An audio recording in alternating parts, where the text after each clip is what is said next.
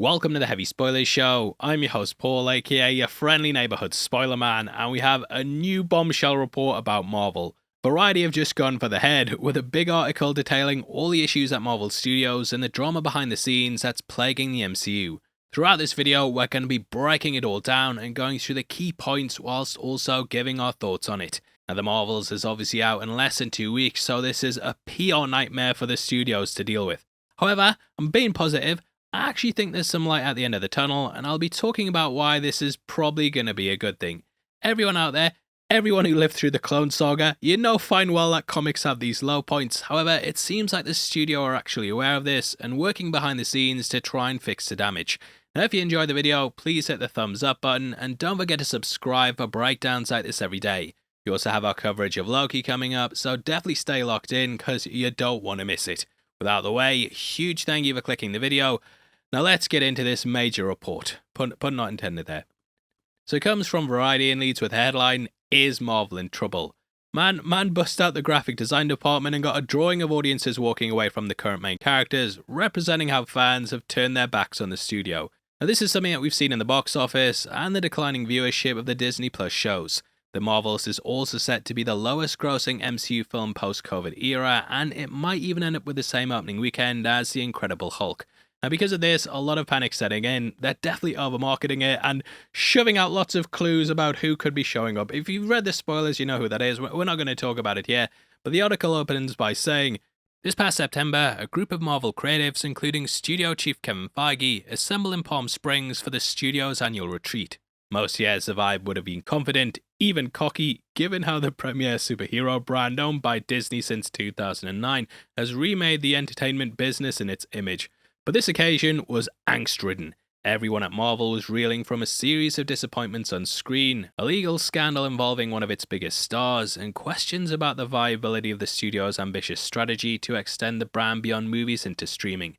The most pressing issue to be discussed at the retreat was what to do about Jonathan Majors, the actor who'd been poised to carry the next phase of the Marvel Cinematic Universe, but instead is headed to a high-profile trial in New York later this month. Now, in case you don't know, these retreats, they're common at the studio, and normally they've gone there and planned out the phases. Age of Ultron, Infinity War, Endgame, all the big moves were made there, but this paints it out as them being in panic mode. Then says, at the gathering in Palm Springs, executives discuss backup plans, including pivoting to another comic book adversary like Doctor Doom, but making any shift would carry its own headaches. Majors was already a big presence in the MCU, including as the scene-stealing antagonist in February's Ant-Man and the Wasp Quantumania, and he has been poised as the franchise's next big thing in this season of Loki, particularly in the finale, which airs on November 9th. This sets Kang up as the titular star of the 5th Avengers film in 2026. Marvel is truly effed with the whole Kang angle, says one top dealmaker who's seen the final Loki episode. Lucky guy, and they haven't had an opportunity to rewrite until very recently because of the WGA strike. But I don't see a path to how they move forward with him. Now, the article also goes on to say they were planning to go in another direction even before the drama because of how much Quantumania underperformed. Hot take, right? But I actually think Jonathan Majors was the best part of that movie, and I still regularly watch that scene with him and Michelle Pfeiffer fixing up his chair. He was also incredible as He Who Remains, and he stole the show in the Loki Season 1 finale. I also don't really think that Majors has caused any issues with the Loki Season 2 viewership, and though that's down, I don't think it's because of him. However, one thing I never got was why they were putting him up for Secret Wars, when Kang was never the villain associated with that story in the comics. Now, in case you don't know, the comics have Doctor Doom as the baddie in both versions of Secret Wars, with him getting the powers of a god after killing the Beyonder, or Beyonders in the Hickman run. Either way, I actually think they could do something narratively where they set Kang up as the Beyonder and then have Doom take the power from him. There were rumours a while back that Kang would be the Beyonder as well, so this would be a great transition over into that. Just never made sense to me to have Secret Wars without Doom, as then it kind of makes it pointless to bring him into the MCU. These are probably his two biggest stories. I know there's other ones, but they're probably his two biggest ones, and you could build him out from a Fantastic Four film. At the moment, it doesn't seem like they're doing that either, so it just made no sense to bring Doom in at all. Would be like having Iron Man do the Gwen Stacy story with the Green Goblin before you then bring Spider-Man in, or giving House of M to someone like Doctor Strange. It's just weird. Now, I've kind of skirted around what's going on with Majors in the past, and I think that the studio at this point just don't know what to do. So far, they've led with a policy of silence and have just wanted to see how things play out. However, if the trial's going ahead, it's going to get a lot of publicity, and this will happen while he's also shooting elements of upcoming films. So it just seems risky because one day you'll have like Jonathan Majors on set doing this, and then the next day it's like Jonathan Majors does very bad stuff, but potentially if that's found in court. So therefore, they just might want to play it safe and not even take the risk. Building an entire phase around a character like this was always going to be risky, and they might see the risk not being worth the reward. It's clear that other projects are panicked too, as Major's big Oscar movie that got a 5-minute standing ovation's being pushed back as well. That means that it's probably not going to be an Oscar contention, and yeah, for that to be the case, it just shows the studios aren't that confident. I'm always trying to be innocent until proven guilty, but I can totally see from a business point of view that they might just want to make a backup plan in case. Anyway, the article then goes on to talk about the 4 weeks of reshoots that the Marvels had. Now, normally Feige schedules these into production, and the Reign of Marvel Studios book actually goes into this in fair detail. It talks about how they'll put together a script, go film it, and come back, and Feige will give them notes. From here, they'll then do certain things to alter the direction, and then go back for reshoots to implement those changes. It's a strategy that's worked time and time again, but now, due to all the content, Feige's stretched too thin. He hasn't had the time to oversee everything, and to make matters worse, Nia DaCosta wasn't present for the Marvels reshoots either. Now I know this is getting downplayed because she was away on another project, and it's possible that Marvel just took over the reins and said, look, we have it from here.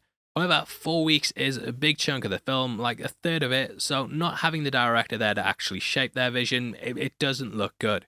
DaCosta's been pretty open about how Marvel rule the roost, and I feel a lot of the time she's just trying to get in front of the story. But the article then says, if you're directing a $250 million movie, it's kind of weird for the director to leave with a few months to go. The Marvels has seen its release date move back twice too, once to swap with Quantumania, which was deemed further along, and again when its debut shifted from July to November to give filmmakers more time to tinker, but that extra time didn't necessarily help. In June, Marvel, which traditionally only solicits feedback from Disney employees and their friends and families, took the uncharacteristic step of holding a public test screening in Texas. The audience gave the film middling reviews. They should call it the Midvils, the Mid-CU. Anyway, the article then backs up our prior point before saying, but Marvel has never been in the business of being average. Kevin's real superpower, his genius, has always been in post-production, in getting his hands on movies and making sure they're finished strongly. The source adds, these days, he's spread thin. And it then says Feige declined to comment. It then says, Feige isn't the only person showing signs of strain. Marvel's entire VFX battalion, including staffers and vendors, is struggling to keep pace with a never-ending stream of productions. This past February, when credits rolled at the world premiere of Quantumania, shock rippled through the Regency Village Theatre in Westwood over some shoddy CGI. There were at least 10 scenes where the visual effects had been added at the last minute, and they were out of focus, says one veteran power broker who was there. It was insane. I've never seen something like that in my entire career. Everyone was talking about it. Even the kids of executives were talking about it. The schedule swap with the Marvels had left the Ant-Man sequel in a squeeze, pushing up its post-production schedule by 4.5 months. Marvel films are known for coming down to the wire, given Feige's ability to form the runway and land the plane that way, says one executive familiar with how the company operates. But this level of unfinished was unprecedented and would be noted in scathing reviews when the tentpole with a $200 million budget opened 11 days after the premiere. Critics weren't the only ones dismayed. Fed up with 14-hour days and no overtime, Marvel VFX workers voted unanimously to unionize in September. Now, as we know, this eventually led to the firing of Victoria Alonso, with the article saying that she took the fall due to the work conditions being described as unsustainable. The logjam apparently began with She-Hulk, which underwent many changes, including moving one of the final episodes up to being the first. Normally, you'd have time to work on these later episodes, but that shift then put them under more pressure. They also changed the designs of her too, causing even more disruptions. On top of this, the budget spiraled out of control as well, with them saying that an episode of She-Hulk costs more than the Game of Thrones finale. It's mental, because it's pretty much all shot on location in LA without some of the expansive costumes or even half the CGI that series had. Joanna Robinson also said, there are signs that the flood of products is leading people to tune out. I'm not prepared to call it a permanent fall, but based on the numbers that go with Marvel podcasts, Marvel-based articles, friends who do Marvel-based videos coverage, all of those numbers are significantly down. I've seen that myself as well, whereas my Loki Season 1 views were up near the million, this year we've not even broke 300k. What do you mean it's because the videos are crap and I'm a terrible YouTuber? Now I know there's been lots of pressure behind the scenes with corporate-owned channels too, where the stress of this is getting put on the staff instead of it being the content's not as popular. And the piece then goes on to talk about Blade, which, when you hear it, absolutely mental. Says, as public criticism mounts, Feige is pulling the plug on scripts and projects that aren't working. Case in point, the Blade reboot. With Mahershala Ali signed on for the eponymous role of the vampire, it is eponymous, is it? Things look promising for the 2023 release date, but the project has gone through at least 5 writers, 2 directors, and 1 shut down 6 weeks before production. One person familiar with the script permutation said the story at one point morphed into a narrative led by women and filled with life lessons. Blade was relegated to the 4th lead. Bizarre idea considering the studio had 2-time Oscar winner Ali on board. If only there was some TV show that released this week with a perfect meme for that. If only.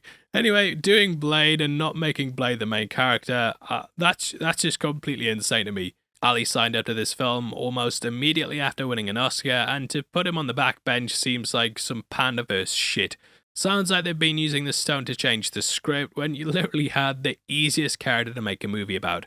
All you had to do is have a man fighting vampires, and there's absolutely no reason to change it up and try and do it another way. I think Marvel's issue is that they're bringing in a hell of a lot of indie filmmakers who have activism on their mind when making these movies. That type of stuff, yeah, it works in an indie setting, but when it comes to big blockbusters, it often turns people off. So yeah, just ridiculous, and apparently now they're aiming for a $100 million budget. Personally, I wouldn't be surprised if Ali walks away, and it also talks about how he was ready to exit over script issues. Blade was actually meant to be released this week, and it shows how much they've managed to mess it up. Now, the last major part is that Robert Downey Jr., Robert Downey Jr. and ScarJo could be asked back. To be honest, I always thought this was going to be one of the main parts of Secret Wars anyway, and you might remember that last year we dropped a big video over what we'd heard on the film. So far, this has turned out to be pretty bang on, with lots of scoopers backing it up, and basically they're going to be bringing characters across from other films and then giving us a soft reboot. Now, Griffin Schiller actually made a really good point that talked about the desperation clearly within the studio. Man said that this is basically their legacy sequel when they've not even hit the 20-year point yet, and it shows how much the studios are now panicking. Just use the panda stone, mate. Make a Thor with Thor as a woman. No, never mind.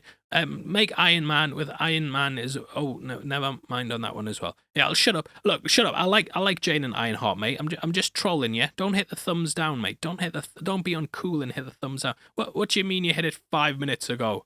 Anyway, I personally think that both had great send-offs, with RDJ especially getting the perfect one. However, comics be comics, and there used to be a rule that no one's really dead other than Uncle Ben, the Waynes, and Gwen Stacy. Them last 2 return with the multiverse, and I think they'll do the same thing with the pair here. I really don't think it'll be the older versions, and instead I think it'll be multiversal variants of them.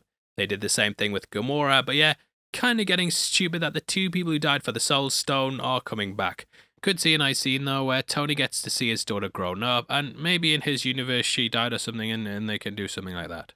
Anyway, this stuff, we've been expecting it for a long time, and from what I've heard, Downey's actually been signed on for a while now. Now personally, I think they just need to get the X-Men back in quick, and if you've heard the leaks about the post-credit scene for the Marvels, then you might have a fair inkling about what's coming. I've no idea why Marvel got the rights back to them, and then they're still going ahead with some of the side characters they are. I think Echo is going to be a complete disaster, and the studio know it, which is why they've dropped it down to 5 episodes and are releasing it all on day 1. I have no idea why that was made in the first place when the characters never really had a massive following anyway. I think Guardians was both the best and worst thing to happen to the studio because it showed them they could make projects out of any character, but that also doesn't mean they should make projects out of every character. If it was me, I would delay or cancel anything they have now which isn't directly linked in with Secret Wars. My big issue is that Marvel just has so many characters at the moment that there's too many toys to play with in the sandbox. Feige's introducing people like the Swordsman and Hawkeye when you know for a fact nothing's going to happen with them for at least a couple of years. There's just so many side characters like there that aren't going to go anywhere, and it makes it difficult to attach yourself to the universe when there's so many characters that nobody cares about. You think about Phase 1, you get Iron Man 1, he shows up in Incredible Hulk, Iron Man 2, Thor, Captain America, and then that all comes together for the Avengers, just slots together perfectly, happens in a nice time frame, whereas now all these characters, who knows when they're going to show up. Now the perfect example is Agatha. She had that hit with Agatha all along, but it's now going to be 4 years since then when her shows drop. I don't think the interest was there, and though Catherine Hahn's great, I personally don't think that this is going to be a hit. I imagine anyway. Now it seems like Marvel is at least aware of this, and as we know, Daredevil's being reshot. That shows that they at least know where they put a foot wrong, and in my opinion, just scale it back. Just scale it back.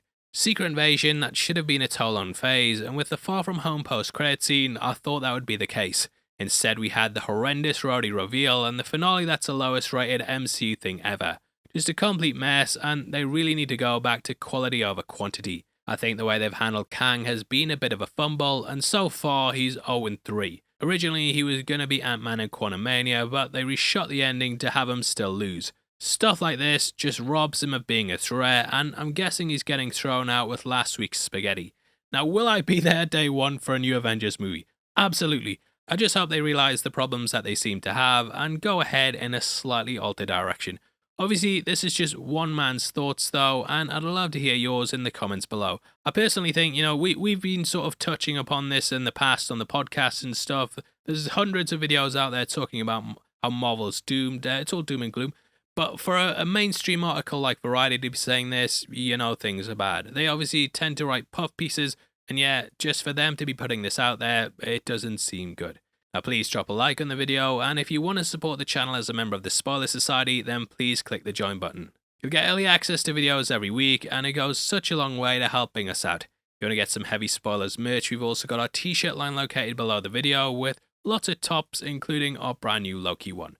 Now, if you want something else to watch, you've got a video on screen right now, and definitely head over there right after this. Without the way, huge thank you for sitting through the video. I love you 3000. I know I'm being negative. I do have positive feelings about this though, and yeah, fingers crossed it can all work out.